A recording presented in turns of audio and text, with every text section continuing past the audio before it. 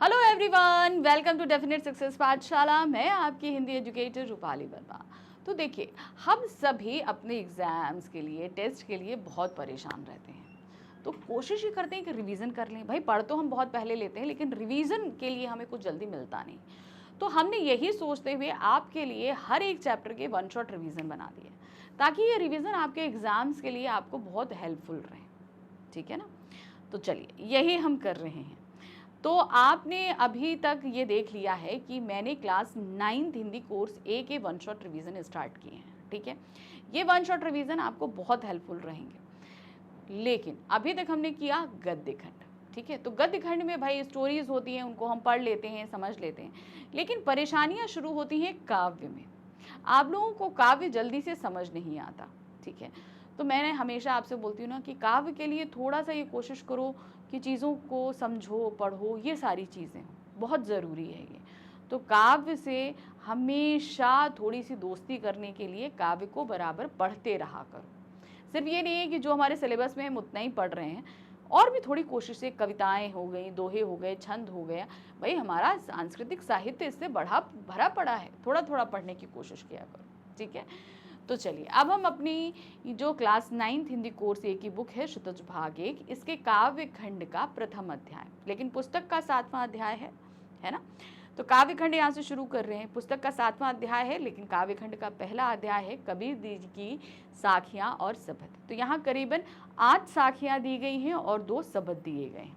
ठीक है, पढ़ा डिटेल में चुकी हूँ, लेकिन फिर से मेरी रिस्पॉन्सिबिलिटी बनती है कि मैं हमेशा हर जगह आपको बेहतरीन चीज़ देने की कोशिश किया करूँ। तो आज के इस पूरे वीडियो में हम इन 8 साखियों को समझेंगे, सबद को समझेंगे और प्लस इनसे रिलेटेड कुछ क्वेश्चंस कर लेंगे। ठीक है, तो चलिए देखते हैं क्या कहा गया है यहाँ पर। तो क्या है, सबसे पहले देखिए साखियाँ हैं हमारे पास। जैसे मैंने बोला, मान सरोवर सुभर जल हंसा केली कराली, मुक्ता फल मुक्ता चुगे अब उड़ी अनंत न जाए। तो यहाँ पर देखिए, हमेशा ध्यान रखना, साखियाँ हों, शब्द हों, दोहे हों, कविताएं हों, काव्य में हमेशा ये चीज़ें द्व्यर्थी रहती हैं। जो चीज़ें सामने लिखी हैं वो, और इसके पीछे का जो लिखा और बताया जाता है। तो देखिए, जो सामने लिखा है अगर हम इसको हम बताएंगे तो ये हो जाएगा हमारा अर्थ। ठीक है, अब इसके पीछे कवि क्या कहना चाह रहा है तो वो हमेशा क्या हो जाता है, आश्रय।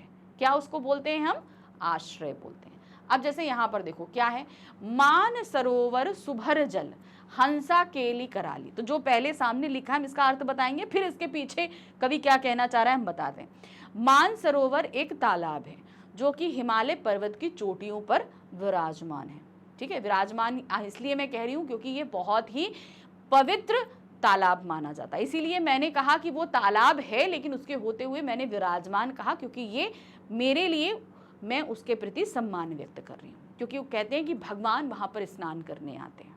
तो बहुत ही पवित्र जल है उसका माना जाता है। ठीक है, तो उस मानसरोवर तालाब में सुभर जल यानी कि स्वच्छ साफ जल है, और हंसा केली कराली, और वहाँ पर हंस क्या है, वो क्रीड़ा मग्न है, खेल रहे हैं, कूद रहे हैं, खेल कूद कर रहे हैं। मुक्ता फल मुक्ता चुगे, मुक्ता फल क्या नहीं, मुक्ता फल मतलब मोती। तो कौन है, मुक्ता फल को कौन चुग रहा है, हंस चुग रहे हैं। हंस क्या होते हैं, वो मोती खाते हैं, ऐसा कहा जाता है, मुझे नहीं आइडिया है। ठीक है, तो वहाँ पर वो जो है मानसरोवर के तालाब में वो खेल रहे हैं, सब कुछ कर रहे हैं, और वहाँ पर वो जो है वो क्या कहते हैं, मोतियों को चुग रहे हैं। अब उड़ी अनंत न जाएं, अब उन्हें जितना आनंद यहाँ आ रहा है वो उसे छोड़कर इस तालाब को कहीं जाना नहीं चाहते। भाई एक तो अच्छा माहौल है, पवित्र जल है, खाने को मिल रहा है, तो जब ये सारी चीज़ें मिलेंगी तो कोई क्यों जाना चाहेगा, तो वो जाना नहीं चाहते। वो कह रहे हैं कि मैं यहीं पर खेलता रहूँगा। अब इसके पीछे का आश्रय समझिए।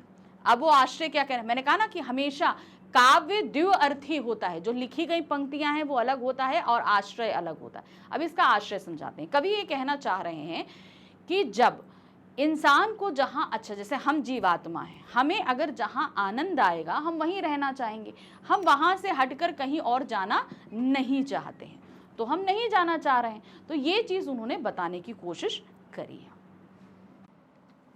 तो देखिए क्या कह रहे हैं, इस पंक्ति में कबीर ने व्यक्तियों की तुलना हंसों से करते हुए कहा है। अब उन्होंने क्या बोला कि भाई ये जो हंस हैं ये व्यक्ति हैं, और मानसरोवर क्या है, वो हमारी जगह जो हमें बहुत पसंद आती है। जैसे ये संसार, इस संसार में क्या है, हमें जो भोग की चीज़ें मिल रही हैं हमें बड़ा आनंद आता है, हमें बहुत मज़ा आता है, तो हम यहीं पर रहना चाहते हैं और जो चीज़ें हमें अच्छी लगती हैं वही हम करना चाहते हैं, है ना। तो वही चीज़ का है, जिस तरह हंस मानसरोवर में खेलते हैं, मोती चुगते हैं, उसे छोड़कर नहीं जाना चाहते, ठीक उसी तरह मनुष्य भी जीवन के माया जाल में बंध जाता है और इसे ही सच्चाई समझने लगता है। यानी कि उसे क्या लगता है कि भाई यही सब कुछ सच है, लेकिन एक्चुअल क्या है, ये सब चीज़ें तो नश्वर होती हैं, ये ज़्यादा समय तक हमारे साथ रह ही नहीं सकती हैं, क्योंकि कहते हैं ना कि भाई इंसान का जीवन भी क्षण मात्र का है। तो ईश्वर का जो कालचक्र चलता है उसमें हमारा जो जीवन है वो उनके कालचक्र के हिसाब से सिर्फ 1 सेकंड का ही है, ठीक है। हमारा जीवन उनके लिए बहुत छोटा है। हम लोग जीते हैं 60-70 साल जीते हैं, लेकिन उनके समय के हिसाब से ये सिर्फ चीज़ें कितनी होती हैं, सिर्फ कुछ सेकंड की, है ना। तो यही चीज़ उन्होंने बताई कि ये नश्वर है, ये नष्ट हो जाएगा, ये बचेगा ही नहीं। तो हमको इसी में मज़ा आती है और हम इसी को सच्चाई मानते रहते हैं, ठीक है। जैसे हंस कह रहे हैं कि भाई हम मानसरोवर आ गए तो मानसरोवर में हमें जो सुख मिल रहा है वो हमें कहीं और सुख मिल ही नहीं सकता, तो इसलिए वो वहीं रहना चाहते हैं। जबकि क्या है भाई, अब वो पक्षी हैं तो उनकी नियति है कि उनको हमेशा इधर से उधर उड़ के जाना ही पड़ेगा। चलिए नेक्स्ट साखी देखते हैं क्या दिया गया है। प्रेमी ढूंढत मैं फिरो, प्रेमी मिले न कोई, प्रेमी को प्रेमी मिले सब विष अमृत होए। अब देखिए हमने क्या कहा था ना, जो चीज़ें लिखी होती हैं उनका अर्थ अलग रहेगा और कवि उसके पीछे बहुत सारी चीज़ों को बताने का प्रयत्न करेंगे। अब जैसे यहाँ कह रहे हैं, पहले देखिए इन पंक्ति का क्या कहते हैं, प्रेमी को ढूंढते मैं फिरो, यानी कि मैं जो है मैं प्रेमी को ढूंढता फिर रहा हूँ। अभी हम सिर्फ ये शब्दों का अर्थ बता रहे हैं। प्रेमी मिले ना कोई, प्रेमी कोई भी प्रेमी मुझे मिला ही नहीं। प्रेमी को प्रेमी मिले, यानी कि वो समय जब प्रेमी को प्रेमी मिल जाता है, सब विष अमृत हुए, और जितना भी विष है, विष मतलब क्या होता है, हमारे अंदर की बुरी प्रवृत्तियां हो गई, बुरी भावनाएं हो गई, ये सभी जो है ना वो हट जाती हैं और मन में अच्छे भावों का संचार हो जाता है। अब इसका आश्रय क्या है, यहाँ पर उन्होंने बोला क्या, कबीरदास जी कहते हैं कि मैं प्रेमी को ढूंढता फिर रहा हूँ। अब यहाँ पर कबीरदास जी खुद अपने को भी प्रेमी बता रहे हैं। अब प्रेमी का मतलब क्या होता है, अब अगर एक्चुअल हम इस संसार में देखें तो प्रेमी तो वो व्यक्ति है ना जो किसी को प्रेम करे, किसी वस्तु को प्रेम करे, किसी व्यक्ति को प्रेम करे, वो प्रेमी कहलाता है, ठीक है। अब यहाँ पर प्रेमी से तात्पर्य है वो जो ईश्वर की चाह रखता है, ठीक है। अब हमारी आत्मा क्या है, ये परमात्मा का अंश है, परमात्मा से अलग होकर आई है, तो वो तो उनके बगैर तड़प रही है, ठीक है। अब वो अंश सभी के अंदर है, सभी मनुष्यों के अंदर है, तो मेरा प्रेमी कौन है, परमात्मा, ठीक है। मैं उनको ढूंढते फिर रही हूँ, ठीक है। अब इसी तरीके से क्या हो रहा है, उन्होंने कहा कि जो ईश्वर भक्त होते हैं वे प्रेमी होते हैं, क्यों, क्योंकि वो परमात्मा के वियोग में हैं। अब मैं प्रेमी को ढूंढता, मैंने यानी कि मैं ईश्वर भक्त को ढूंढता हुआ फिर रहा हूँ। कबीरदास जी कहते हैं प्रेमी का तात्पर्य क्या है, ईश्वर भक्त, जो मेरे जैसा ही ईश्वर भक्त होगा। तो मैं ऐसे ही ईश्वर भक्त को ढूंढते हुए फिर रहा हूँ, पर मुझे कोई ऐसा ईश्वर भक्त मिला ही नहीं।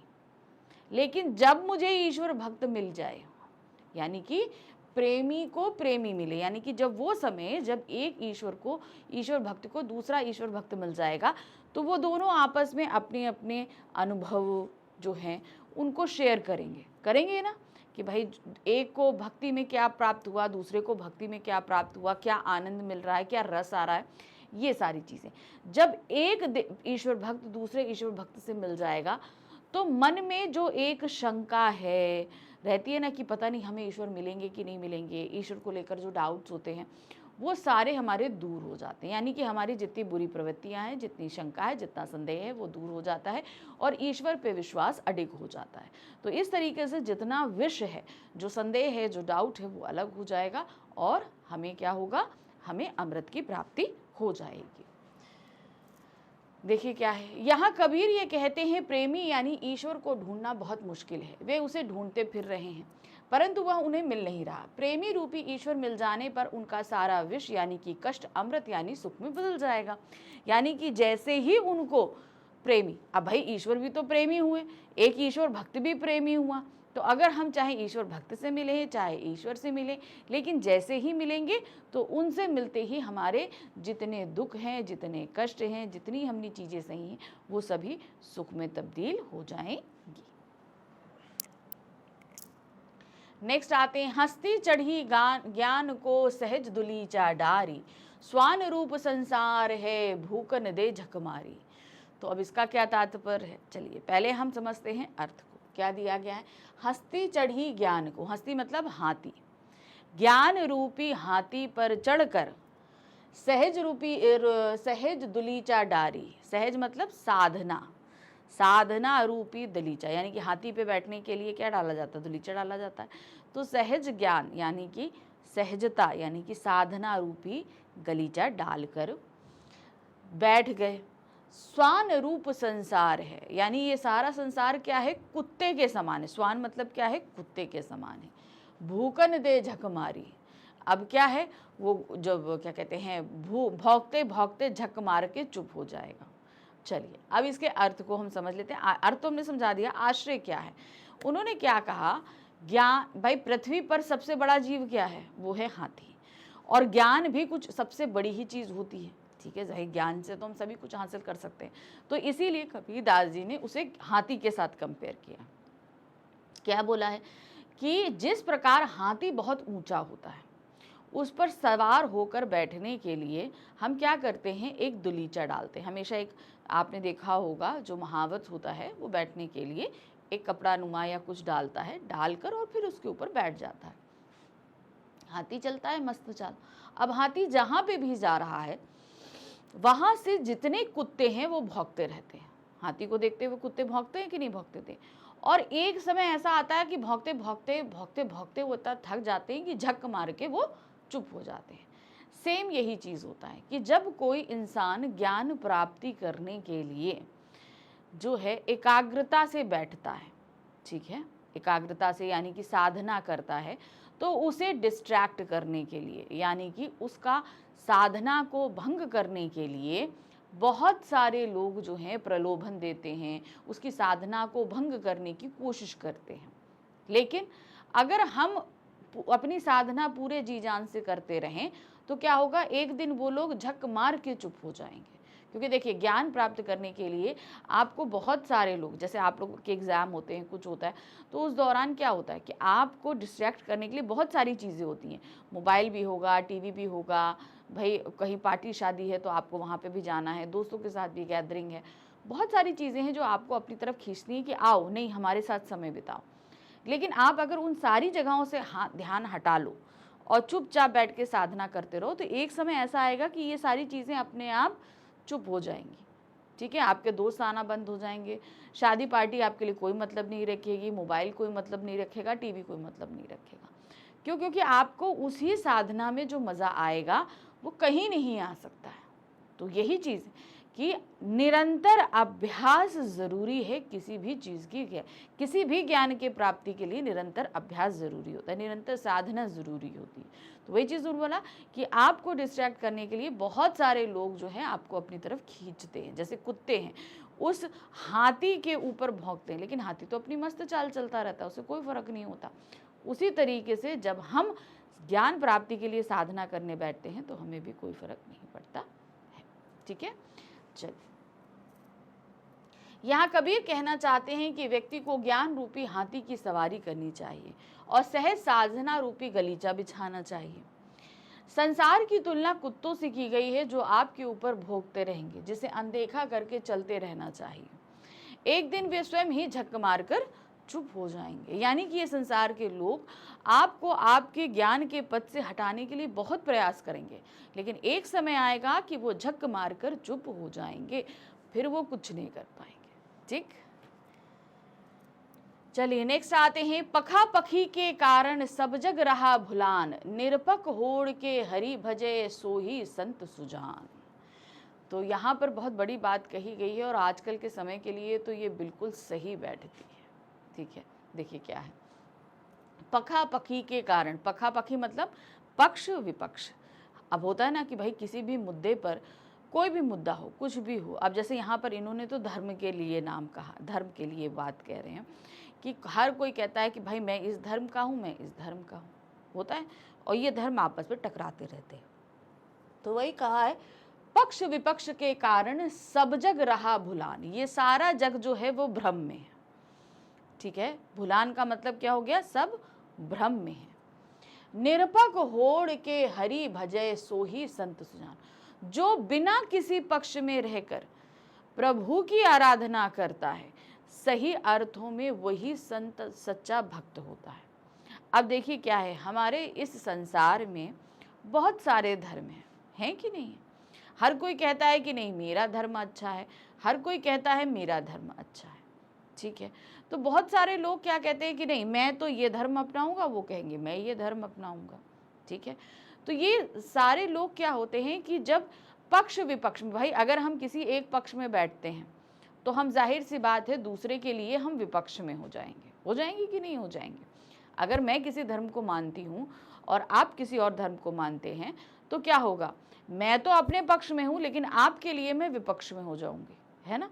तो यही उन्होंने कहा कि हम जो है किसी भी पक्ष या विपक्ष में रहते हैं तो इसके ज़रिए क्या हो रहा है कि एक्चुअल में संसार में जिस चीज़ की सबसे ज़्यादा आवश्यकता है वो ये चीज़ भूल जाता है। हम मनुष्य बनकर आए हैं तो क्या है, हमारा सबसे परम धर्म है मनुष्यता, परोपकारिता, और हम इस पक्ष विपक्ष के चलते उसे भूल चुके हैं। भूल गए कि नहीं भूल गए, क्योंकि हम बोलते हैं कि नहीं मेरा धर्म ये कहता है मैं ये करूँगा, दूसरा कहता है मेरा धर्म ये कहता है मैं ये करूँगा। तो हम एक पक्ष विपक्ष के कारण सही अर्थों में हम मनुष्य के रास्ते को भूल चुके हैं, उसके सही तौर तरीकों को हम भूल चुके हैं। अब नेक्स्ट लाइन में क्या कहते हैं, निरपक होए के हरि भजय। अगर आप सही अर्थों में ईश्वर को प्राप्त करना चाहते हैं तो आपको बिना किसी पक्ष में बैठकर निरपक्ष होकर काम करना है, किसी के पक्ष में नहीं जाना है, निपक्ष होना है, और तब आपको हरि भजन करना है। होई संत सुजान, और जो बिना किसी पक्ष में गए, बिना किसी पक्ष में रहकर होकर निपक्ष होकर अगर जो ईश्वर की भक्ति करता है, सही अर्थों में वही संत कहलाता है। संत कबीर कहते हैं पक्ष विपक्ष के कारण सारा संसार आपस में लड़ रहा है और भूल भुलैया में पड़कर प्रभु को भूल गया है। प्रभु को भूल जाने का तात्पर्य जैसे मैंने बताया आपको कि परोपकारिता यानी कि मनुष्यता को वो भूल चुका है, कि उसे क्या करना है उसे इस चीज का अंदाजा नहीं है। जो व्यक्ति इन सब झंझटों में पड़े बिना निपक्ष होकर प्रभु भजन में लगा है वही सही अर्थों में मनुष्य है। जो इनमें से किसी में भी नहीं लगता वो सही अर्थों में क्या कहलाता है, वही सच्चा संत कहलाता है। नेक्स्ट आते हैं, अगला क्या है, हिंदू मुआ राम कहे मुसलमान खुदाई, कहे कबीर सो जीवता दूहू के निकट ना जाए। अब देखिए वही जो इससे पहले वाला हमने पढ़ा था, ये मिलता जुलता कुछ उसी तरीके से है। क्या कह रहे हैं, हिंदू मुआ राम कहे, हिंदू क्या है, वो मुआ मतलब मृत्यु तक, मरते मरते भी वो राम राम का जप करता ही रहता है। मुसलमान खुदाई, और मुसलमान भी मरते तक जो है वो खुदा खुदा करते ही मर जाता है। हिंदू क्या है, वो राम राम करते करते मर जाता है, और मुसलमान जो है वो खुदा खुदा करते मर जाता है। कहे कबीर सो जीवता, यानी कि संत कबीर क्या कहते हैं, वही व्यक्ति जीवित रहता है, दूहू के निकट न जाए, यानी कि जो दोनों के निकट नहीं जाता। कहने का तात्पर्य क्या है, जो ना राम करे ना रहीम करे, क्या करे, वो इन दोनों के पक्ष में ना जाकर अपने आप में ही तटस्थ रहकर ईश्वर की आराधना करे। ईश्वर की आराधना का तात्पर्य यहाँ सीधे सीधे होता है मनुष्य की सेवा करना, सभी प्राणियों की सेवा करना, ठीक है, उनकी रक्षा करना। तो वो ही क्या होता है, वो ही जो है वो दो सही अर्थों में जीवन जीता है। क्योंकि क्या होता है कि जब मान लीजिए हम हिंदू या मुसलमान करते हैं तो हम कहीं ना कहीं दूसरे पक्ष के लिए घातक हो जाते हैं, ठीक है। अब ये घातक होना मनुष्यता के लिए बहुत ही ज़्यादा नुकसानदेह हो जाता है कि नहीं। मान लीजिए अगर हम कहें कि हम हिंदू हैं तो हम मुसलमान के लिए कट्टर होंगे, मुसलमान हैं तो वो हिंदू के लिए कट्टर होगा। तो हम ये हिंदू और मुसलमान करते करते क्या है, हम मृत्यु को प्राप्त हो जाएंगे, लेकिन हमें कुछ प्राप्त नहीं आएगा। लेकिन जो व्यक्ति इन दोनों के चक्कर में नहीं पड़ता वो सही अर्थों में जीता है, क्योंकि वो सही अर्थों में मनुष्यता की को देखता समझता है। कबीर ने कहा है कि हिंदू राम राम का भजन और मुसलमान खुदा खुदा कहते मर जाते हैं, उन्हें कुछ हासिल नहीं होता। आप कहीं सही अर्थों में हमें कुछ हासिल होगा, क्योंकि हम तो पक्ष में रहकर काम कर रहे हैं, हमें कुछ भी हासिल नहीं होगा। असल में वह व्यक्ति ही जीवित के समान है जो इन दोनों ही बातों से अपने आप को अलग रखता है, यानी कि ना जो हिंदू के पक्ष में हो ना मुसलमान के पक्ष में हो, जो इन दोनों से अलग होता है वही सही अर्थों में मनुष्य का जीवन जी रहा होता है। नेक्स्ट आते हैं, काबा फिरी काशी भया, राम ही भया रहीम, मोट चून मैदा भये बैठ कबीरा जीम। कबीरदास जी कहते हैं वो व्यक्ति जिसके लिए काबा काशी, यानी कि काबा ही काशी हो जाता है और काशी ही काबा हो जाता है, यानी कि व्यक्ति के लिए सभी धार्मिक स्थल एक समान हो जाते हैं, चाहे वो किसी भी धर्म का हो। ठीक है, राम ही बना रहीम, और उनके लिए वहाँ के जो आराध्य हैं वो भी एक ही हो जाते हैं सभी, मतलब राम को भी वो उसी तरह पूजता है और रहीम को, यानी कि काबा काशी एक हो जाते हैं, राम रहीम एक हो जाते हैं। तो इसका तात्पर्य क्या है कि व्यक्ति सही अर्थों में किसी भी धर्म में नहीं रहता और हर धर्म से अच्छी अच्छी बातों को ग्रहण करता है। ठीक है, तो क्या होता है, देखिए इन्होंने बोला मोट चून मैदा भये बैठ कबीरा जी। ये उसी प्रकार से है जिस प्रकार से एक गेहूं, जब गेहूं को हम मोटा मोटा पीसते हैं तो वो आटा बनता है, और उसी को जब हम और महीन पीस देते हैं तो मैदा बन जाता है। होता है कि नहीं होता है? तो कहने का तात्पर्य है कि ये जो धर्म है ये उस आटे के समान है। क्या है? उस आटे के समान है जिन्हें हम सिर्फ ऊपरी तौर पर देख रहे हैं, लेकिन अगर इनके हम सार तत्व में जाएंगे तो ये एक ही समान है। आटा और मैदा दोनों एक ही चीज से बने हुए हैं, यानी कि चाहे आप मुसलमान ले लीजिए चाहे हिंदू ले लीजिए, ये बने एक ही हैं।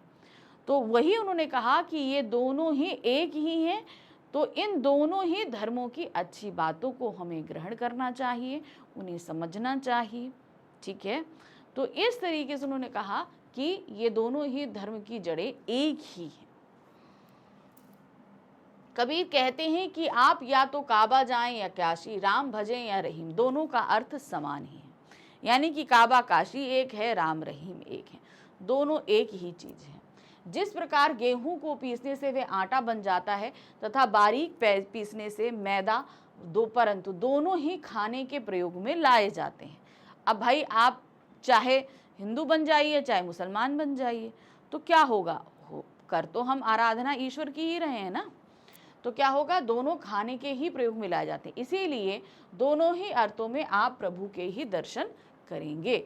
आप चाहे हिंदू बनिए चाहे मुसलमान बनिए, आप चाहे काबा जाइए काशी जाइए, राम जपिए या रहीम जपिए, आप क्या करेंगे, दोनों अर्थों में उसी परमपिता परमेश्वर को ही पूजेंगे। नेक्स्ट आ जाते हैं, ऊंचे कुल में जन्मिया जे करनी उच्च न होए, सुबरन कलश सुरा भरे साधु निंदा सोई। बहुत बड़ी बात इन्होंने कही है। क्या कह रहे हैं देखिए, पहले हम क्या करेंगे इसका अर्थ, फिर आश्रम में जाएंगे। अर्थ क्या दिया गया है, ऊंचे कुल में जन्मी है, यानी कि जो व्यक्ति ऊंचे कुल में जन्मता है। ऊंचे कुल का तात्पर्य क्या हो गया, जैसे हमारे यहाँ अलग अलग वर्ण और जातियां डिवाइड हैं, तो हम उच्च कुल में, यानी कि चलो मान लिया कि ब्राह्मण कुल में जन्म लिया, ठीक है। जे करनी उच्च ना होए, यानी कि उच्च कुल में जन्मे के बाद भी अगर हमारे कर्म जो हैं वो ऊंचे नहीं है। मान लो हम एक ब्राह्मण परिवार में जन्म लेते हैं, लेकिन हम क्या कर रहे हैं, हम गाय को मार रहे हैं, हम लोगों को मार रहे हैं। तो ब्राह्मण का काम लोगों को शिक्षा देना, उनको सही राह पर लाना। तो यहाँ पर क्या सीधे सीधे तात्पर्य हो गया कि मान लीजिए अगर आप किसी उच्च कुल में जन्म लेते हैं और जन्म लेने के बाद भी अगर आपके कर्म अच्छे नहीं हैं, निम्न हैं, यानी कि आप लोगों को मारते हैं, जानवरों को दुख पहुंचाते हैं, दूसरे का धन हड़पते हैं, ये सारे काम जो होते हैं वो एक निम्न दर्जे के कामों में आते हैं, ठीक है। तो वही चीज़ उन्होंने कहा कि उच्च कुल में जन्मने से, उच्च कुल में जन्म लेने और नीचा कर्म करना ये उसी समान है जिस समान सुबरन कलश सुरा भरे। सुबरन मतलब क्या होता है, सोना। जिस प्रकार से सोने के कलश में अगर मदिरा को भर दिया जाए, मदिरा मतलब शराब, भर दिया जाए, साधु निंदा सोई, तब भी सज्जन व्यक्ति उस जो है मदिरा की बुराई ही करेंगे। ठीक है, अब चलिए मैं अर्थ समझाती हूँ। अगर सबसे पहले हम सेकेंड लाइन में लेते हैं, एक सोने का कलश है, हम सोने को कलश को बहुत अच्छा मानते हैं, बहुत कीमती होता है, और कहते हैं कि इस पात्र में रख के पिया गया पानी भी बहुत ही फायदेमंद होता है कि नहीं? कहते हैं ना, चांदी और सोने में रख के पानी पियो तो बहुत फ़ायदेमंद होता है। तो ये सेहत के लिए भी अच्छा होता है, कीमती भी होता है, मतलब सोने को एक बहुत ही अच्छा पदार्थ माना जाता है। हम लोग के यहाँ तो देखिए भैया सोना कितना महंगा होता है ना, तो वही चीज़ उन्होंने कहा कि अगर सोने का पात्र जिसे हम बहुत कीमती मानते हैं उसमें अगर हम शराब को भर दें तो क्या होगा? वो अमृत तो बनेगा नहीं, वो हमें नुकसान देता था, और आज भी अगर हम सोने के कलश में रख कर पिएंगे तो भी वो हमें नुकसान ही देगा। तो जो सज्जन व्यक्ति होते हैं वो तब भी उस मदिरा की ही बुराई करेंगे, चाहे आप सोने के पत्र में उसे क्यों ना भर दो।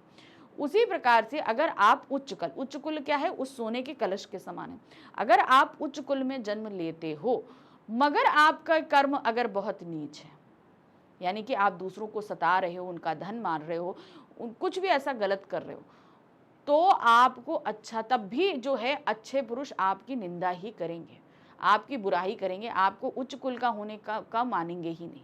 ठीक है, अब इसको ऐसे समझिए कि इस पूरे उसका सार क्या है कि भाई कर्म हमारे ज़्यादा मायने रखते हैं। हम कहाँ पैदा हो रहे हैं, किस परिवार में पैदा हो रहे हैं, कैसे पैदा हो रहे हैं, ये मायने नहीं रखता।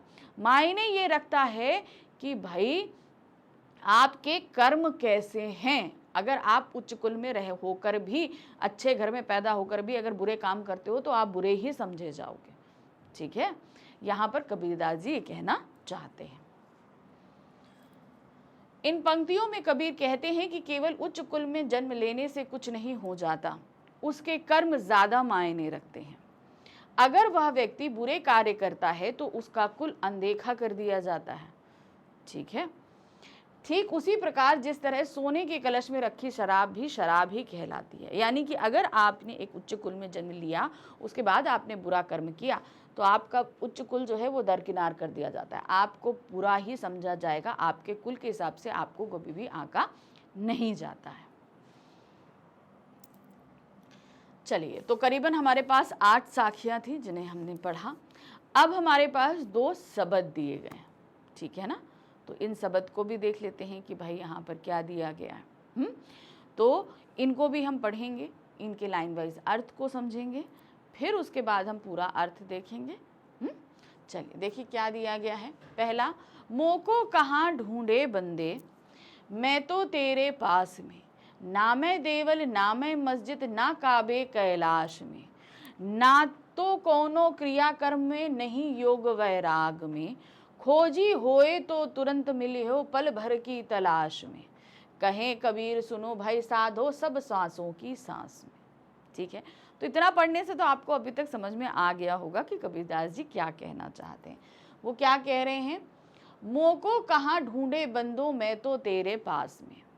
ईश्वर कहते हैं कि तुम मुझे बंदे मतलब भक्त से कहते हैं कि भाई तुम मुझे कहाँ ढूंढ रहे हो, मैं तो तुम्हारे पास में ही हूँ, यानी कि मैं तुम्हारे अंदर ही हूँ। ये दिया है ना, मैं तो तेरे पास में। अब हम ईश्वर को कहाँ ढूंढते हैं? हम मंदिर जाते हैं, मस्जिद जाते हैं, हम तीर्थ स्थलों पे जाते हैं, काशी में, काबा में, कैलाश में जाते हैं, सब जगह जाते हैं ना। कहाँ जाते हैं? हम ईश्वर को खोजने के लिए जाते हैं। तो वही कह रहे हैं कि तुम मुझे इधर उधर क्यों ढूंढ रहे हो। ईश्वर कहते हैं कि तुम मुझे इधर उधर कहाँ ढूंढ रहे हो, मैं तो तुम्हारे पास में ही हूँ। ना मैं देवल ना मैं मस्जिद, ना मैं किसी मंदिर में हूँ ना मैं किसी मस्जिद में हूँ, ना काबे कैलाश में, ना ही मैं काबा, मुसलमानों का तीर्थ स्थल काबा, ना मैं काबा हूँ, और ना ही हिंदुओं के पवित्र स्थल कैलाश में। कहा जाता है ना कैलाश में शिव जी का वास है, वही चीज। ना मैं कैलाश में हूँ और ना ही मैं काबे में हूँ।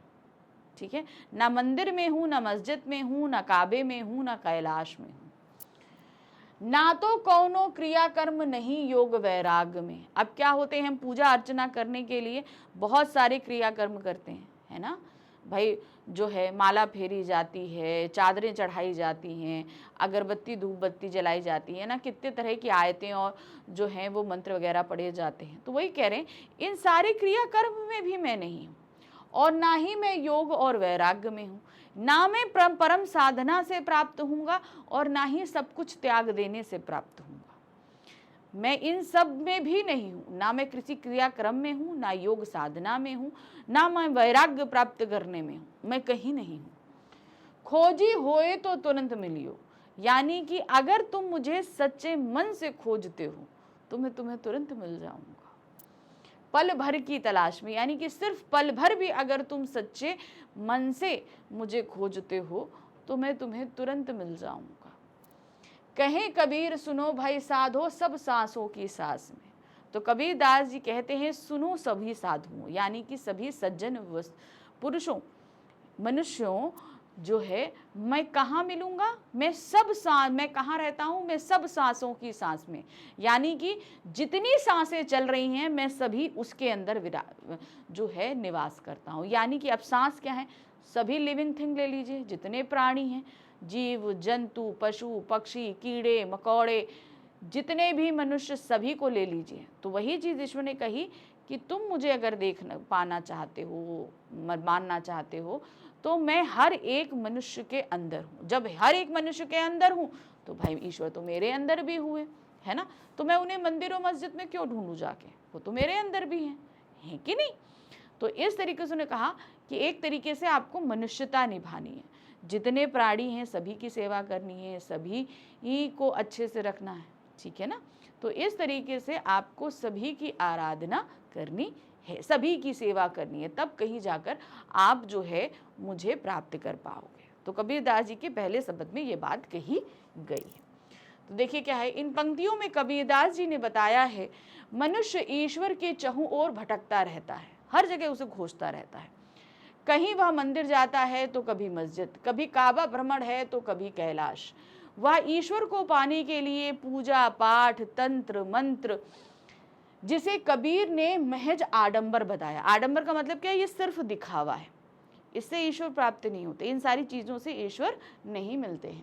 इसी प्रकार वह अपने जीवन का सारा समय गुजार देता है, जबकि ईश्वर सबकी सांसों में है। कहाँ है, हर एक मनुष्य जो सांस ले रहा है उसके अंदर ईश्वर विराजमान है, हृदय में आत्मा में मौजूद है। वह पल भर में मिल जा सकता है, चूंकि वह कण-कण में व्याप्त है। तो ईश्वर कहाँ है, हर एक जगह व्याप्त है। अब जैसे हम प्रकृति की सेवा करते हैं, नदियों का संरक्षण करते हैं, पर्यावरण का संरक्षण करते हैं, प्रकृति को बचाते हैं, पेड़ पौधे लगाते हैं, जीव जंतुओं की सेवा करते हैं, मनुष्यों का आदर सम्मान करते हैं, उन्हें जो आवश्यकता है उनकी मदद करते हैं। तो इस तरीके से क्या होता है कि जब भी हम ये सारे काम करेंगे तो एक तरीके से हम ईश्वर भक्ति ही कर रहे हैं, हम ईश्वर की सेवा ही कर रहे हैं, ये जानकर आप करो, क्योंकि हर किसी में ईश्वर विद्यमान है। तो इस तरीके से हम ईश्वर की ही सेवा कर रहे हैं, है कि नहीं, ठीक है।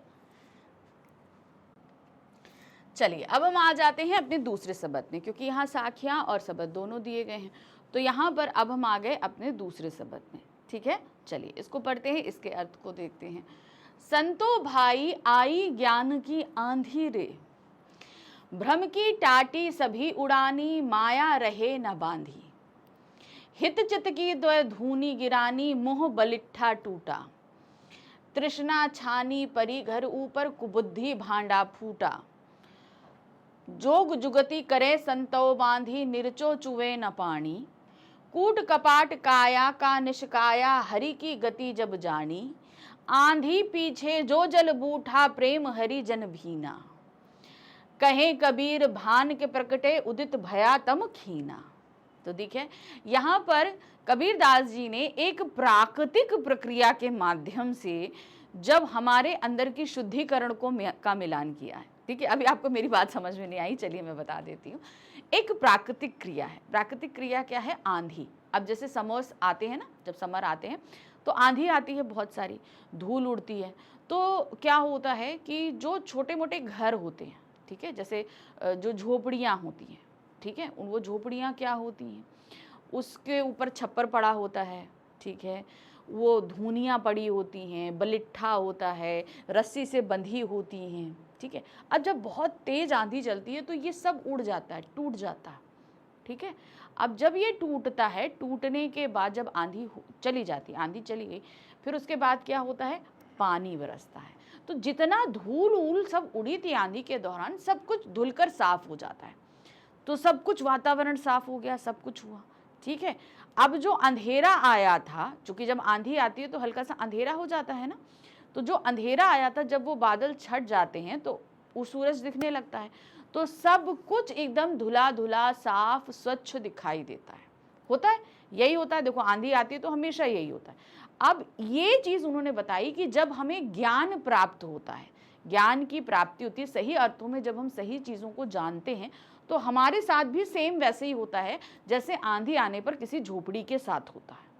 अब इसको उन्होंने सिमिलर किया है इसी शब्द में, ठीक है। अब कैसे सिमिलर किया, चलिए देखते हैं। तो कबीरदास जी कहते हैं, संतो भाई आई ज्ञान की आंधी रे। कबीरदास जी कहते हैं, अरे संतो, संतो मतलब क्या हो गया, जो ईश्वर की भक्ति करते हैं, कि ज्ञान रूपी आंधी जब आती है, जब ज्ञान रूपी आंधी आती है, तब भ्रम की टाटी सभी उड़ानी। यानी कि क्या है, जब आंधी आती है तो सबसे पहले क्या होता है, छप्पर उड़ता है, ऊपर जो छप्पर पड़ा होता है उसको टाटी बोलते हैं। तो क्या कहते हैं, जैसे ही ज्ञान रूपी आंधी प्राप्त होती है, आती है, तो जब हमें ज्ञान प्राप्त होता है तो क्या होता है, सबसे अंदर, मेरे अंदर जो भ्रम होते हैं, जो डाउट्स होते हैं, वो सारे डाउट्स क्लियर हो जाते हैं, ठीक है। अब मान लीजिए आपको किसी सब्जेक्ट में अगर कोई डाउट है, तो जैसे ही आपको उस टॉपिक के बारे में नॉलेज होती है, आपका जितने डाउट्स है सब क्लियर हो जाते हैं। वही चीज़ है, जैसे ही हमें ज्ञान प्राप्त हुआ, हमारे सारे भ्रम दूर हो जाते हैं। यानी कि वो भ्रम रूपी जो टाटी होती है वो उड़कर कहीं चली जाती है, चली गई कहीं, ठीक है। माया रहे न बांधी। अब जो मोह माया होती है, अब हमारे जब हम अज्ञानी होते हैं, जब हमें चीज़ों के बारे में ज्ञान नहीं होता है ना, तो हमें क्या होता है, हमें बहुत सारी चीज़ों का मोह होता है। अब क्या होता है, जैसे मान लो आपको फिजिक्स का कोई टॉपिक या मैथ्स का कोई टॉपिक या हिंदी का कोई चैप्टर कुछ अगर समझ में नहीं आता है, तो आप लोग क्या है, अभी आप डाउट्स हैं आपके पास, यानी कि भ्रम है, ठीक है। अब उस भ्रम के चलते जब आपको वो टॉपिक समझ में नहीं आ रहा है, तो आप माया की तरफ भागते हो। जब हम पढ़ने बैठे, हमें समझ में नहीं आ रहा है, तो चलो यार नहीं समझ में आ रहा है, चलो थोड़ी देर मोबाइल चला लेते हैं। होता है कि नहीं होता है? तो माया हमें, जब हम अज्ञानी होते हैं तो हम अपने उस अज्ञान के कारण माया से बंधे रहते हैं। लेकिन जैसे ही ज्ञान प्राप्त होता है तो हमारा भ्रम भी दूर हुआ और हमारी माया, क्योंकि उस टॉपिक में जब हमें ज्ञान प्राप्त हो जाता है तो हमें इंटरेस्ट आने लगता है। इंटरेस्ट आने लगता है तो क्या होता है, वो जो चीज़ें माया थी, जो हमारा ध्यान आकर्षित कर रही थी, वो अपने आप हमसे छूट जाएंगी। फिर नेक्स्ट आते हैं, हित चित की द्वय धूनी गिरानी मोह बलिट्टा छूटा। अब हित चित रूपी जो दो बलिट्ठे होते हैं, जो क्या कहते हैं, धूनी, यानी कि ऊपर का जो छप्पर का जो मिडिल वाला पॉइंट होता है उसको सपोर्ट देने के लिए होता है। तो वो हित और चित, यानी कि अपना फायदा देखना। जब तक हम अज्ञानी रहते हैं ना, तब तक हम सिर्फ अपना फायदा देखते हैं। तो वो अपना फायदा भी हमारा, दोनों अपना फायदा रूपी जो हमारा बलिट्ठा होता है, धूनी होती है, टूट जाती है, और मोह, किसी चीज से जो हमारा मोह होता है वो भी छूट जाता है। जब हमें ज्ञान प्राप्त होता है तो हमारे से मोह, माया, स्वार्थ, सब कुछ हमसे अलग चला जाता है। यानी कि जैसे ही हमें ज्ञान की प्राप्ति होती है तो हमारे अंदर की एक एक चीज जो है, जो बुरी प्रवृत्तियां होती हैं, वो निकलने लगती हैं। जैसे उन्होंने बताया, अज्ञानता यानी कि भ्रम जाता है, मोह माया जाता है, स्वार्थ, हित चित्त का मतलब क्या हुआ, स्वार्थ, और फिर उसके बाद मोह, ये सब एक एक करके हमसे दूर चला जाता है जब हमें ज्ञान की प्राप्ति होती है। तृष्णा छानी परी घर ऊपर कुबुद्धि भांडा टूटा।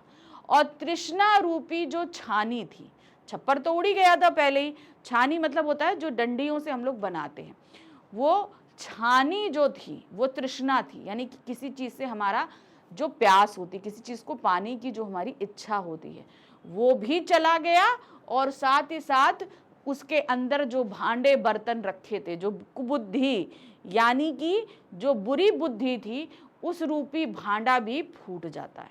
अब घर के अंदर जो मिट्टी के बर्तन होंगे, तो जब छत उड़ गई, बलिट्ठा उड़ गया, तो अंदर जो मिट्टी के बर्तन होंगे वो भी फूट जाएंगे। तो वो कुबुद्धि यानी कि जो बुरी बुद्धि रूपी जो भांडा होता है वो भी हमारा फूट जाता है। जोग जुगति करें संतो बांधी निरचे चुओ न पानी। यानी कि आपने बहुत ज्यादा जोग लगाए, बहुत ज्यादा शक्ति लगाई कि किसी तरीके से भी छप्पर से नीचे पानी ना आने पाए। लेकिन जब ज्ञान आता है तो आप चाहे जितना प्रयास कर लो, आप उसे छूने से यानी अपने पास आने से रोक नहीं सकते, चाहे जितनी भी जुगत लगा लो। कूड़ कपट काया का निष्काया, हरि की गति जब जानी। यानी कि कूड़ कपट यानी कि कूड़ा करकट, कूड़ा करकट, काया का निष्काया यानी कि काया में, हमारे शरीर में जो कूड़ा कपाट, कूड़ी चीज होती, कूड़ा कपाट मतलब क्या हो गया, मोह, माया, स्वार्थ और तृष्णा, भ्रम, ये सारी हमारे शरीर की कूड़ा करकट होता है। तो ये सारी चीजें हमसे जब हमारे शरीर से निकल जाती है तो हमारी निष्काया यानी कि एक स्वच्छ शरीर की प्राप्ति होती है।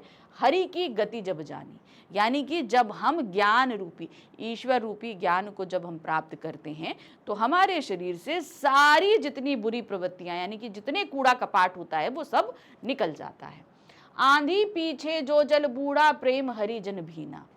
आंधी जाने के बाद जो जल बरसता है यानी कि जब आंधी आती तो सब कुछ धुल जाता है, जो अभी तक धूल वूल उड़ी थी वो सब कुछ धुल जाता है। उसी तरीके से जब हमें ईश्वर की का ज्ञान प्राप्त हो जाता है यानी कि हरि का हमें ज्ञान प्राप्त हो जाता है, ईश्वर का ज्ञान प्राप्त हो जाता है, तो हमारा शरीर, हमारा मन भी उसी प्रकार से धुलकर स्वच्छ हो चुका होता है। कहे कबीर भान के प्रगटे, उदित भया तब थीना। कबीरदास जी कहते हैं, और जब आंधी के बाद जो सूरज की रोशनी इन सारी जगहों पर पड़ती है तो सब कुछ खूब चमकने लगता है। चमकता है कि नहीं चमकता है? एकदम जैसे लगता है अरे धुला धुला साफ स्वच्छ सा है। तो वही चीज उन्होंने बोला कि जब हमारे शरीर के अंदर से ये सारी बुरी प्रवृत्तियां निकल जाती हैं और ईश्वर रूपी ज्ञान का प्रकाश जब हम पर पड़ता है तो हम स्वच्छता मतलब हम ज्ञान से चमकने लगते हैं। ठीक है, तो ये थोड़ा सा चीजें आपको समझनी है, थोड़ा ध्यान से देखोगे तो आपको पूरी समझ में आ जाएगी। ठीक है, चलिए, तो जब यहाँ पर उदित भया तम खीना यानी कि जब ईश्वर रूपी ज्ञान की प्राप्ति में होती है तो अंदर से जितना अज्ञान रूपी अंधकार होता है वो सभी हमसे चला जाता है। चलिए, अब इसका अर्थ देख ले क्या दिया गया है। इन पंक्तियों में कबीर जी ने ज्ञान की महत्ता को स्पष्ट किया है। उन्होंने ज्ञान की तुलना आंधी से करते हुए कहा है कि जिस तरह आंधी चलती है तब कमजोर पड़ती हुई झोपड़ी की चारों ओर की दीवारें गिर जाती हैं, वह बंधन मुक्त हो जाती हैं और खंभे धराशाही हो जाते हैं। उसी प्रकार जब व्यक्ति को ज्ञान प्राप्त होता है तब मन के सारे भ्रम दूर हो जाते हैं, सारे बंधन टूट जाते हैं। छत को गिरने से रोकने वाला लकड़ी का टुकड़ा जो खंभे को जोड़ता है वह भी टूट जाता है और छत गिर जाती है और रखा सामान नष्ट हो जाता है। उसी प्रकार ज्ञान प्राप्त होने पर व्यक्ति स्वार्थ रहित हो जाता है। जैसे उसे ज्ञान प्राप्त होगा तो क्या होगा, वो स्वार्थ से दूर हो जाता है, उसका मोह भंग हो जाता है, जिससे उसके अंदर का लालच मिट जाता है और मन का समस्त विकार नष्ट हो जाता है। परंतु जिनका घर मजबूत बना रहता है यानी जिनके मन में ईश्वर का कपट नहीं होता, साधु स्वभाव होते हैं, उन्हें आंधी का प्रभाव नहीं पड़ता। आंधी के बाद वर्षा से सारी चीजें धुल जाती हैं, उसी तरह ज्ञान प्राप्ति के बाद मन निर्मल हो जाता है, व्यक्ति ईश्वर के भजन में लीन हो जाता है। तो कहने का तात्पर्य क्या है कि जब हमें ईश्वर का ज्ञान प्राप्त होता है तो हमारे अंदर के जितने डाउट चले गए तो मन प्रसन्न हो गया, सब कुछ हो गया। ठीक है, तो ये हमारा पूरा चैप्टर था जो मैंने आपको समझा दिया, लेकिन अब हम इसका सार भी आपको समझा देते हैं। देखिए क्या होगा ना कि आपसे क्वेश्चंस में ये पूछे जा सकते हैं, तो सार आप समझ लो। एक एक साखी का अलग अलग और शब्द का सबके अलग अलग सार समझा रहे हैं।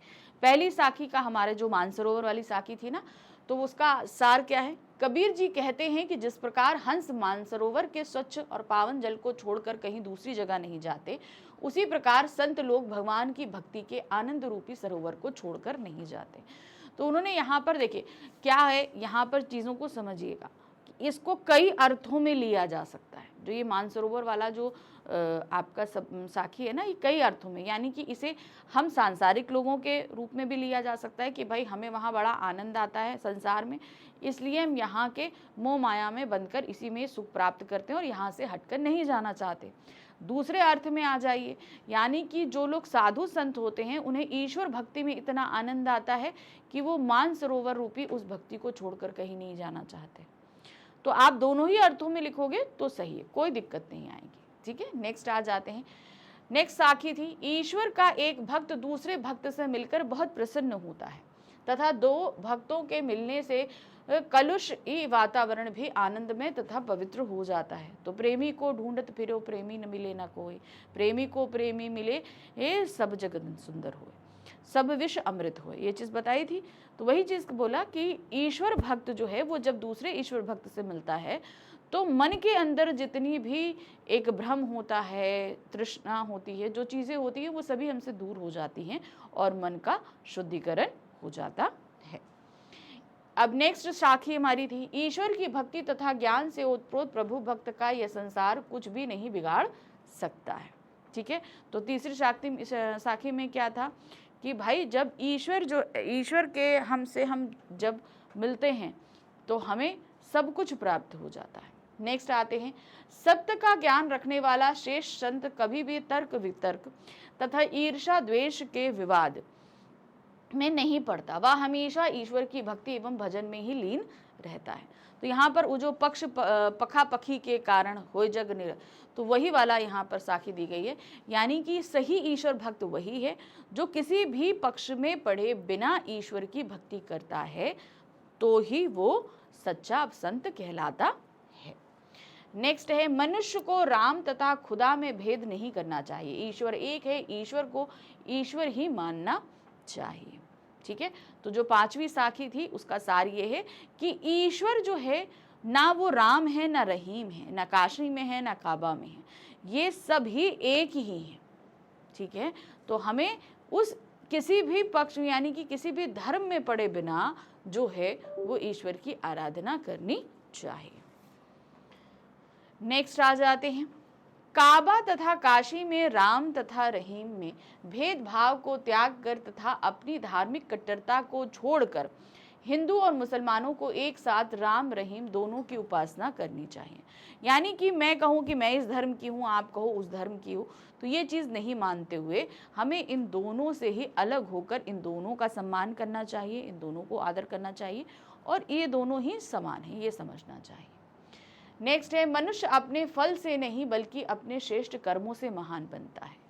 तो वहाँ पर उन्होंने कहा था, ऊंचे कुल में जन्मिया जो कर्म होए निच, जैसे सुबरन भरा कलश, यानी सुबरन मदिरा भरे, ठीक है, सो ही सुन। तो यहाँ पर इस वाले साखी का मतलब क्या है कि आप किस कुल में जन्म ले रहे हैं इससे कोई मतलब नहीं रखता, आपके कर्म कैसे हैं ये ज़्यादा मायने रखता है। अगर आपके कर्म अच्छे हैं तब तो आप अच्छे समझे जाएंगे, और अगर आपने उच्च कुल में जन्मने के बाद भी अगर आपके बुरे कर्म हैं तो भी सब आपकी निंदा ही करेंगे, आपकी पहचान उस बुरे कर्म से ही बनेगी। नेक्स्ट है, ईश्वर मंदिर मस्जिद पूजा। अब यहाँ तक हो गया। अब हमारे पास यहाँ पर हम क्या है, हमारे दोनों शब्द क्या दिया है, ईश्वर मंदिर मस्जिद पूजा पाठ आदि कर्मों या योग साधना में नहीं रहता, वह तो हर प्राणी की सांस में बसा हुआ है, उसे सच्ची तलाश से अतिशीघ्र पाया जा सकता है। तो पहला शब्द था ना, मोह को कहाँ ढूंढे रे बंदे, मैं तो तेरे पास में, ना काबा ना काशी में, है ना, ये चीज़ थी ना। तो वही चीज़ उन्होंने बोला कि भाई ना देवल ना मस्जिद में, ना काबा ना कैलाश में, ना योग साधना ना योग वैराग्य, ना कौनो क्रियाकर्म में, ना योग ना वैराग्य में। तो वो चीज़ उन्होंने बताई है कि ईश्वर को तुम्हें ढूंढना है तो अपने अंदर ढूंढो, क्योंकि वो हर एक कण में हर एक सांस में विद्यमान है। मैं ना काशी में मिलूंगा, ना काबा में मिलूंगा, ना मंदिर में मिलूंगा, ना मस्जिद में मिलूंगा, ना किसी क्रियाकर्म में मिलूंगा, ना ही रोग वैराग्य में मिलूंगा, मैं कहीं नहीं मिलूंगा, मैं कहीं नहीं मिलूंगा।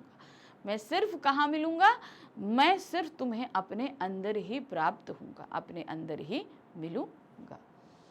अब अगला शब्द क्या था जहां पर हमें ज्ञान की आंधी आई थी, है ना। ज्ञान की आंधी आने पर मन का सारा भ्रम नष्ट हो गया, मोह माया के बंधन छूट गए, तृष्णा कुबुद्धि तथा संदेह भी नष्ट हो गया। ईश्वर का ज्ञान होने से आत्मा खुश हो गई तथा सारा अज्ञान मिट गया। यानी कि जब हमें ज्ञान प्राप्त होता है तो हमारे अंदर की जितनी बुरी प्रवृत्तियां होती हैं वो अपने आप ही निकल कर चली जाती है, ठीक है। और हमें ज्ञान की प्राप्ति होती है, हमारी आत्मा शुद्ध हो जाती है और हम बिल्कुल धुले हुए से एक नए इंसान की तरह चमकने लगते हैं, हमारा व्यक्तित्व ऐसा हो जाता है। चलिए, अब चूंकि हमने पूरा चैप्टर पढ़ लिया, लेकिन अब हम कुछ क्वेश्चंस करेंगे। अब ये क्वेश्चंस हमारे लिए बहुत ज़रूरी हैं, ये मैं आपको पहले बता देती हूँ, क्योंकि ये क्वेश्चंस कहीं ना कहीं तक हमें पूरा चैप्टर को समझने में काफ़ी हेल्प करते हैं, ठीक है। तो चलिए, यहाँ पर करीबन 6 प्रश्न हैं, इनको ध्यान से देखते हैं। पहला प्रश्न क्या दिया गया है, निम्नलिखित काव्यांश को ध्यानपूर्वक पढ़कर पूछे गए प्रश्नों के उत्तर दीजिए, ठीक है। तो मैं आपको पहले भी बोल चुकी हूँ कि हमारी क्षितिज बुक से आने वाले प्रश्न जो हैं वो लघु उत्तरीय रहते हैं, तो बहुत सावधानी के साथ इनको पढ़िएगा। क्या है, काबा फिरी काशी भयो राम ही भया रहीम, मोट चून मैदा भय बैठ कबीरा जी। तो ये तो भी मैंने अभी आपको समझाया है। अब इस पर प्रश्न क्या है, मनुष्य के मन में से धार्मिक भेदभाव मिटाने से क्या परिवर्तन होता है। यानी कि अब मान लीजिए हम मनुष्य हैं, हमारे अंदर से हम किसी भी धर्म को ना माने तो उसका नतीजा क्या होगा, हम क्या होगा, हम सभी को समान रूप से समझेंगे, ठीक है, क्योंकि भाई ईश्वर तो एक ही है ना। तो वही चीज उन्होंने बोला क्या है, जब मनुष्य के मन से धार्मिक भेदभाव मिट गए, उसकी धर्मांतता और धार्मिक संकीर्णता समाप्त हो गई। अब उसके लिए राम रहीम काबा काशी में कोई अंतर नहीं रह गया, वह अब ईश्वर का सच्चा भक्त हो जाता है, क्योंकि उसके लिए काशी भी एक ही है, काबा भी एक ही है। तो वो सिर्फ ईश्वर की आराधना कर रहा है।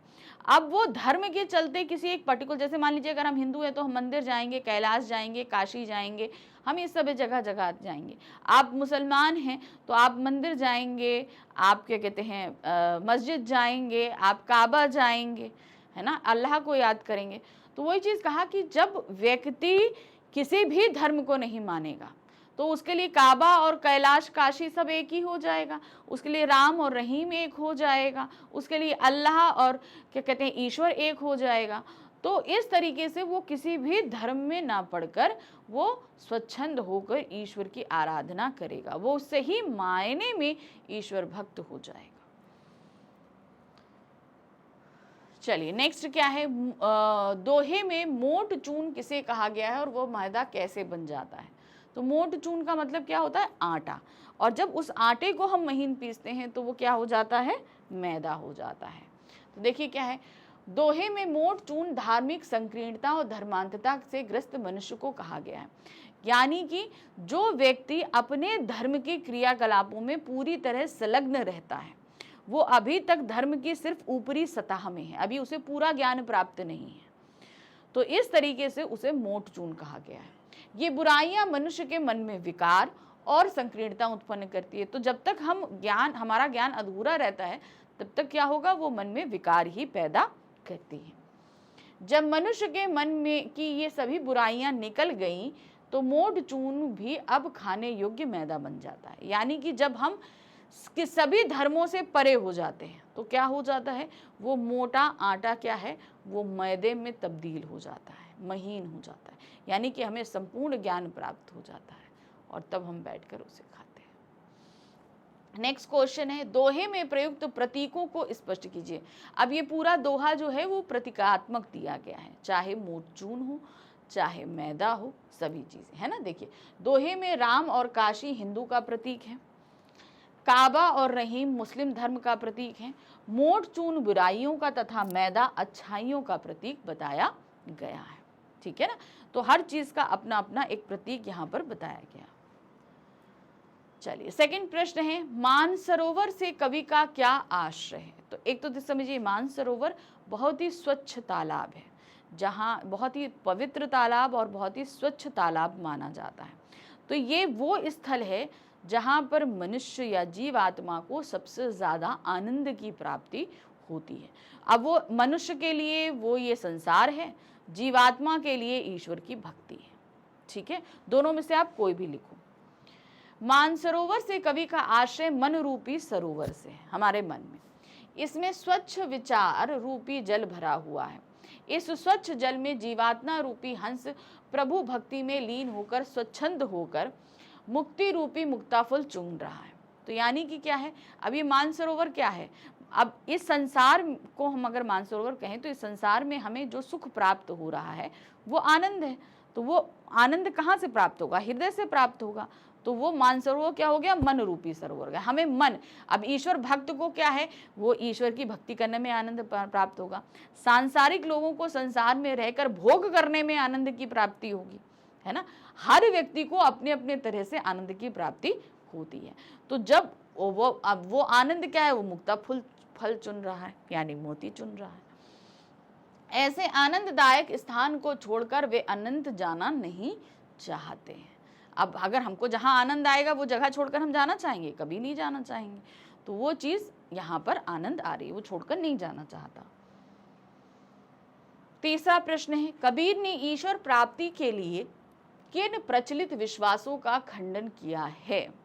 यानी कि हम जब धर्म में बंधते हैं तो हम ईश्वर को सही अर्थों में प्राप्त नहीं कर पाते, क्योंकि ईश्वर को प्राप्त करने के लिए हम क्या करते हैं, हम धर्म के अनुसार क्रियाकर्म करेंगे, जो भी आडंबर है उन सबको करेंगे, वो सारी चीजें। तो उन्होंने कहा, देखिए क्या है, कबीर ने ईश्वर की प्राप्ति के लिए निम्नलिखित प्रचलित विश्वासों का खंडन किया है। पहला क्या है, मनुष्य मंदिर मस्जिद जाकर ईश्वर को प्राप्त करना चाहता है।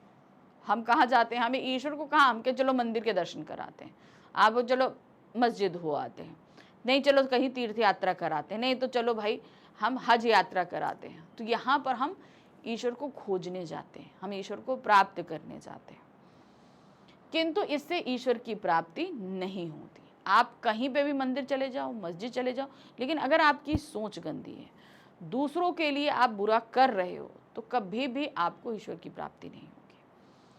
ईश्वर को पाने के लिए वह विभिन्न धार्मिक स्थानों की यात्रा करता है, पर ऐसा करने से उसे ईश्वर नहीं मिलते हैं।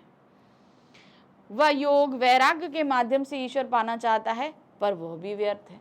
अब ये कहो कि भाई इस संसार को हम पूरी तरीके से त्याग दें, हमें ईश्वर प्राप्त हो जाए, तो ऐसा भी नहीं है। आप योग साधना करो तो ये भी नहीं है, क्योंकि ईश्वर सिर्फ क्या चाहते हैं, वो आपसे परोपकारिता चाहते हैं, आपसे सच्चाई चाहते हैं, सुकर्म चाहते हैं। जब आप ये सारी चीजें करते हो तो आपको ईश्वर तब प्राप्त होते हैं। आप ये कहो कि नहीं चलो भैया हम सब कुछ छोड़ देते हैं, हम योग साधना करते हैं, हम ईश्वर प्राप्त हो जाएंगे, ऐसे नहीं प्राप्त होंगे। ईश्वर प्राप्ति के लिए वह आडंबर पूर्ण भक्ति करता है, परंतु इससे ईश्वर की प्राप्ति नहीं होती। तो ईश्वर की प्राप्ति दिखावे से तो नहीं होती, ठीक है। आपको पूरी तरीके से यहाँ पर उन्होंने आडंबर से, दिखावे से, इन सभी चीजों से मना किया है। इन सभी से ईश्वर की प्राप्ति नहीं हो सकती है। नेक्स्ट आते हैं, कबीर की साखी में विष और अमृत किसके प्रतीक हैं। तो उन्होंने क्या कहा था, प्रेमी को ढूंढत में फिरा, प्रेमी मिले न कोई, प्रेमी को प्रेमी मिले, सब विष अमृत होए। यानी कि यहाँ पर विष हमारे अंदर की जो कुप्रवृत्तियां हैं, जो भ्रम है, जो संदेह है, जो ईर्ष्या है, इन सभी को जो है वो विष कहा गया है। और जब हम दूसरे ईश्वर भक्त के साथ मिल जाता है तो हम एक दूसरे का ज्ञान का जब आदान प्रदान करते हैं तो हमारे अंदर की वो सारी विष जो हैं वो अमृत में बदल जाते हैं, क्योंकि हमें ज्ञान प्राप्त हो जाता है। कबीर की साखी में विष मनुष्य के अंतर मन में स्थित मोह माया लोभ लालच आदि बुराइयों का प्रतीक है, जो हमारे मन के अंदर रहती है। और अमृत ईश्वर भक्ति और उससे मिलने वाले आनंद का प्रतीक है।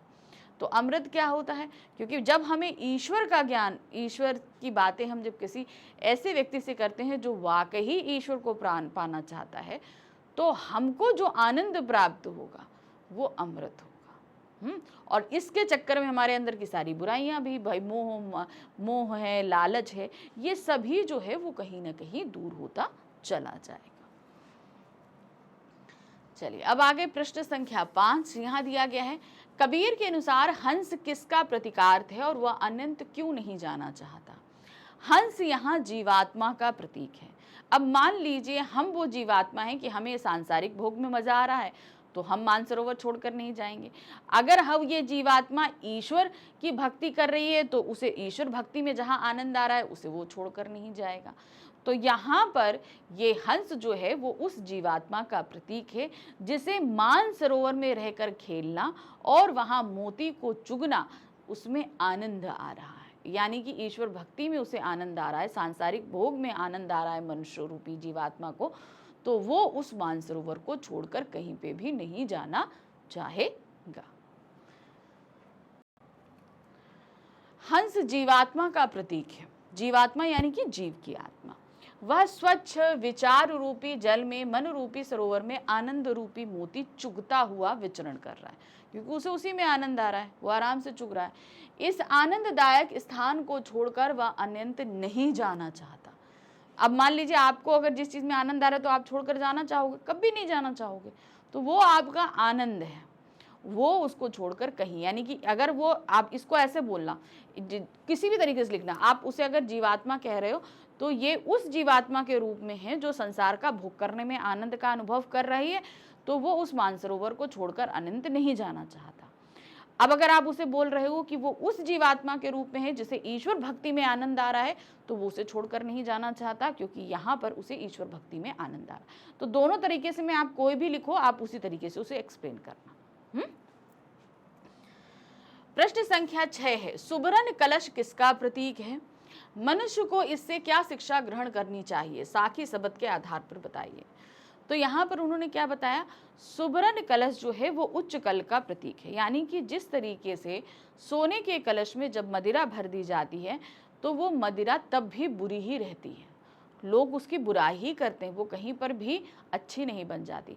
उसी तरीके से अगर आप एक बहुत अच्छे कुल में, उच्च कुल में जन्म लेते हैं और आपके कर्म निम्न हैं, तो भी लोग आपकी बुराई करेंगे। अर्थात इस संसार में लोग अपने कर्मों की वजह से जाने और पहचाने जाते हैं। अगर आपके अच्छे कर्म हैं तो सब आपकी वाहवाही करेंगे, और अगर आपके कर्म बुरे हैं तो सब आपकी बुराई ही करेंगे। सुबरन कलश प्रतिष्ठित कुल का प्रतीक है। प्रतिष्ठित कुल, अब ये मत कहिए कि जैसे जाति के हिसाब से हम प्रतिष्ठित कुल कह सकते हैं, हम ये भी कह सकते हैं कि ऐसा कोई कुल जहाँ पर सभी लोग बड़े माननीय सम्माननीय हैं, वहाँ पर अगर ऐसे किसी व्यक्ति का जन्म हो जाए तो इसमें जन्म लेकर मनुष्य श्रम को महान समझने लगता है।